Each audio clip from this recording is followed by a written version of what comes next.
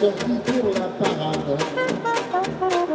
Il a swingé fort. C'était le meilleur jour qu'on puisse choisir pour inaugurer ces boiseries, ce grand mobilier art déco qui retrouve la gare de Limoges. D'une façon générale, le rapport au patrimoine a évolué à la SNCF, mais plus largement en France. En 1929, l'inauguration de la gare fait intégrer une gare de bois à l'intérieur sous ce dôme.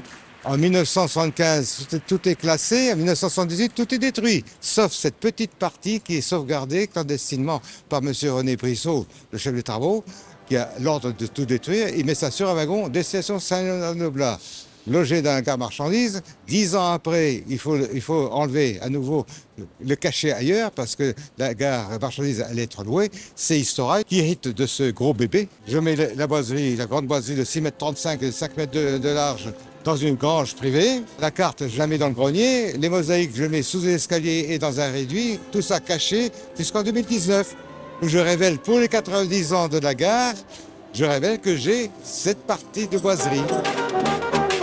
Les gens ébahis ont dansé sur lui. Ces boiseries, il faut imaginer qu'elles séparaient en gros la gare en deux et qu'on avait les voyageurs d'un côté, ceux qui étaient munis de leurs billets, un peu comme une salle d'embarquement si vous imaginez aujourd'hui en prenant l'avion, et puis ceux qui étaient dans la gare mais qui n'avaient pas de billets. Donc elles avaient une fonction. Dans les années 70, en fait, on ouvre les espaces. Il y a plus ce cloisonnement, donc on les démonte parce qu'il y a plus ce besoin. À ce moment-là, il n'y a peut-être pas la prise de conscience de la valeur patrimoniale de l'objet.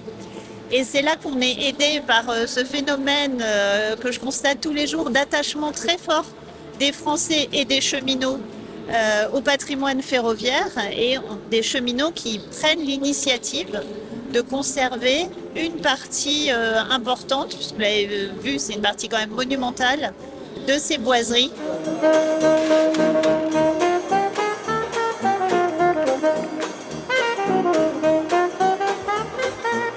Il faut être vraiment compétent et très doué. L'ensemble des artisans qui ont travaillé, il faut saluer leur travail et leur plaisir de travailler sur cette boiserie. J'ai remarqué par exemple l'entreprise Blanchon, les compagnons, ils ont dit on a fait une belle œuvre. Il a fallu retrouver effectivement les techniques, notamment de grand feu, de Camitaro. C'est ce qui a retardé la fin de l'installation parce que c'était le plus long à faire.